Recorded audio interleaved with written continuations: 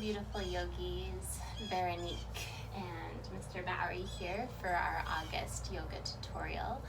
Today we'll be looking at Pigeon Pose as well as just some general hip stretches. We tend to hold a lot of emotions in our hips, and so it's really beneficial depending on any injuries that you're working with, and certainly your mobility and flexibility, taking it to your degree. So I'll give some different opportunities to play with this at home. As always, if it pinches or doesn't feel good in the body, please don't do it. Please try to modify and seek props and things to make the pose more accessible, finding that nice balance between effort and ease always. So the first variation I'll show is sort of similar to our Sukhasana easy seat. So you'll come to find a seat. You'll kindly ask your dog to move out of the way so you can sit on your yoga mat. And then I always like to recommend, if your knees are sort of up here in your seat, if they're higher than your hips, it's always nice to sit on something so that you are able to find a little bit more release through the hips. So depending on how tight your hips are, maybe you just need a really small cushion to slide under the hips, just for a little bit of elevation, and that really helps for the pelvis to tilt forward. So Barry, if you could just come over here please and have a seat. That's a good boy. So easy seat, you're like so. For this square pose, you'll actually try to heel toe your feet to the outer edges of your yoga mat.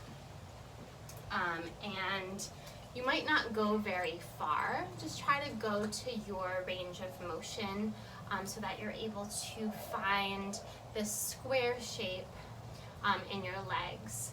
Both feet are nice and active, so you're pointing the toes towards the knees, and you're able to find a lot of activation through the legs, and therefore allowing for the hips to release a little bit of tension there.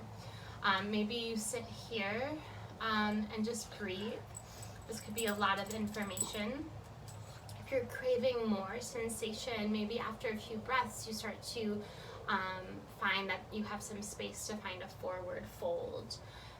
You can have a block handy and then begin to slowly walk your fingertips forward. So if the block is very far away, you can always stack a couple of blocks. And certainly if you don't have blocks at home, you could use books, or if you're close to your couch, maybe you sit right in front of the couch and then you can rest your head on the couch. So finding just a place where the forehead can release. And you can be there for several minutes. You can make little micro movements through the feet, and just notice if you're fidgeting for the sake of fidgeting, or if you're able to maybe linger one more breath in the pose before moving on. So then you'll do that on side B with the opposite leg in front. And you might notice that each leg is different. Just try to replicate sensation rather than necessarily what it looks like. If your knees are high up, a couple other ways to modify are to place a block under each knee, and then that way the knees are able to ground into something. So another really great way to find some more opening in the hips is to find just a nice straddle. So you can separate your feet. It doesn't have to be very wide. You could be just sort of in the subtle V shape. Again, if you're sort of rounding back into this shape, always nice to sit on a cushion so that you're able to find that forward hinging. You could linger here nice and upright, guiding the shoulders over the hips, or if it's available, then you can start to walk your hands forward. You're definitely going to feel more of a stretch in the inner thigh, but it also finds a nice relief in the outer hip as well. The next shape I'll show is our traditional pigeon pose. Sometimes maybe you can come from it from seated. I really like to come from it from downward facing dog.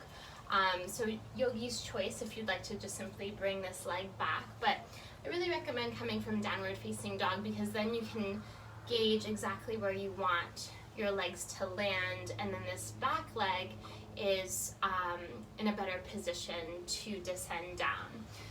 So you'll come to your downward facing dog, finding your upside down V. Press the earth away from you.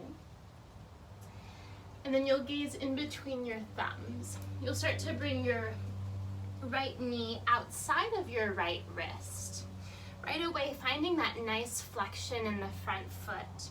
And then you can tuck the back toes under and shift the back knee back. So if you're feeling any pain in the knee or the ankle, your modification for this will be figure 4 shape on your back. So you'll come to lie down and you'll cross the ankle over the thigh, guide that knee away from you, and you'll be lying down in this shape. You get the same benefits of your pigeon pose, and with that, you're not having any pressure on your joints, so it's a much safer space to be. If you're in your full pigeon pose, and you have a lot of space maybe between the right hip and the ground, you can use maybe a cushion. It doesn't have to be a traditional yoga cushion or a meditation cushion. It could even be a cushion from your couch, anything that you have handy. And then once you arrive, sometimes I like to tuck the back toes under and shift the back knee back just a little bit and make sure that I have as much length and release in that left or the back hip flexor, front hip flexor as much as possible. And then I like to look at my ankle in the back to make sure that ankle isn't sickling. We tend to sort of sickle our ankle there, and it's really nice to make sure that there's integrity in the alignment in the shape before you come down. Once you've arrived in this alignment, just notice if you're leaning to the right side, really try to have the shoulders directly above the hips as best as possible. And then from this space, think about leading with the heart. So you'll start to come forward. And you'll want to think about bringing your heart over the front shin. So my body isn't on top of my knee, it's not on top of my ankle, it's on top of the calf. And then once you've found your length, then you can release here. If the ground is far away, you can always place a block under the head. You could stay more upright. Maybe you come onto your forearms and release your head here. And the main thing to think about here is taking it out of the shoulders. The shoulders tend to sort of creep up towards the ears in this shape, and we really want the shoulders to melt away and really focus on the hips in this shape. So the way that we exit from here is we'll inhale to come up. You'll plant your palms underneath your shoulders, and you could either just simply bring the right leg behind you and just kind of kick that out. If you want a little bit more, you can come into your three-legged dog and then just kick that right leg out as well. And then you can release into your vinyasa if you have that in your practice, or maybe you just kind of come through your hip circles or your cat-cow. And it's a really great time to slow the breath down.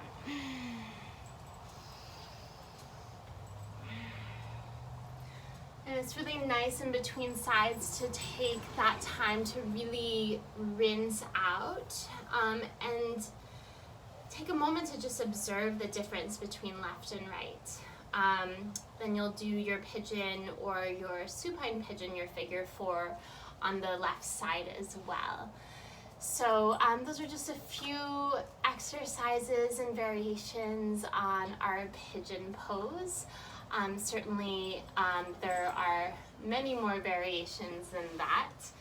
Those are just a few. Here we have Bowery modeling his frog pose where his hind legs are completely out like so, and releasing. He has so much mobility. Something to maybe play with as well as frog pose. Until next time, namaste.